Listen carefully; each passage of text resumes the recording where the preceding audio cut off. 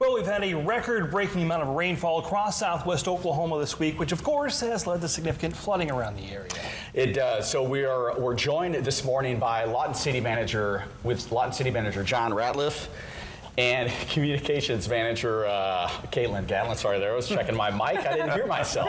Hey, thanks for joining us this morning. So a lot of activity across southwest Oklahoma, North Texas, just due to this record-breaking flood. Can you tell us a little bit about the differences you've noticed between this current last week of flooding versus really the last significant flooding incident in 2015?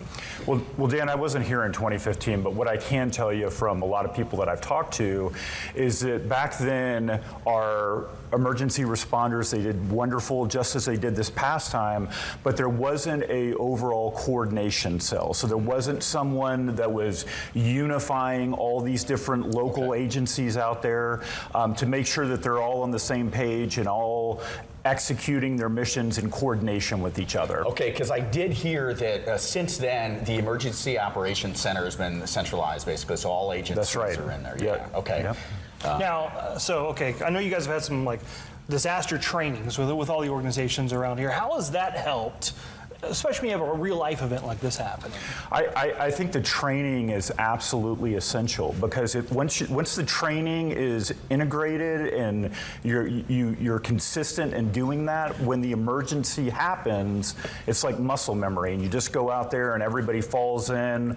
All the different departments and agencies know where they're supposed to be, and so I think that training is essential because when it happens, you don't want to be meeting people for the first time and like, oh, hey, I'm John Ratliff, city manager.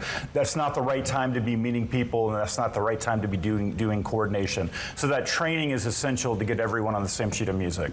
Awesome. So I'm going to combine this question kind of. So as we move forward, we've had little breaks where the city's done some cleanup. What can we expect moving forward with regards to what the city's going to do moving forward as part of cleanup? And then to kind of piggyback on that question too, what can we look at right now with reference to state and federal level funding, especially with disaster relief? Well, as far as cleanup is concerned, the city's going to employ a multi-pronged approach. On Monday, after the really bad rain on Saturday, we pre-positioned 2 roll-offs on the west side at Greer Park, 1 roll-off on the east side at Eastside Park. In addition to that, we're going to be out with street sweepers.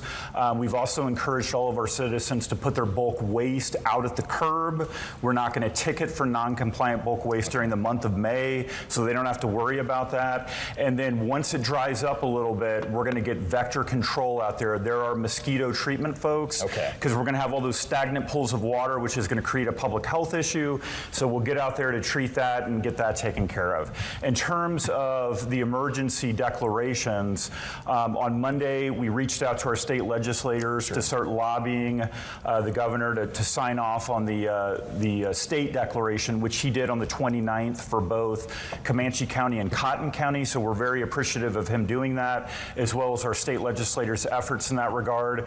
And so in addition to that, we've got to make sure that we're reporting so we capture all of the damage. And once we hit a certain threshold, that will empower the governor to seek a presidential declaration. Okay, sure. And then just quickly, is there anything specific that residents here in Lawton need to know going forward? Yeah, I think that first and foremost, the importance of reporting that damage, as John mentioned, they can do that at damage.ok.gov. It's incredibly important. And once again, it goes back to that disaster declaration that John was talking about. And if you have an active National Flood Insurance Program policy, you can go ahead and call them right now. No federal disaster declaration is needed for that. That was kind of a misnomer that we saw earlier this week. That is not needed, so go ahead and make that phone call. And also, I just want to talk about how great the coordination went between our city departments with Lawton Police, Lawton Fire, Emergency Communications, Public Works, Public Utilities, City Manager's Office.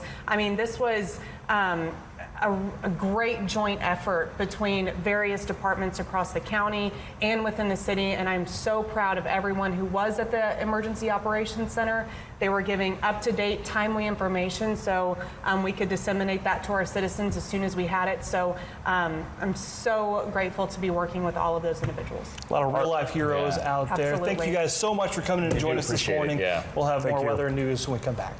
Thanks.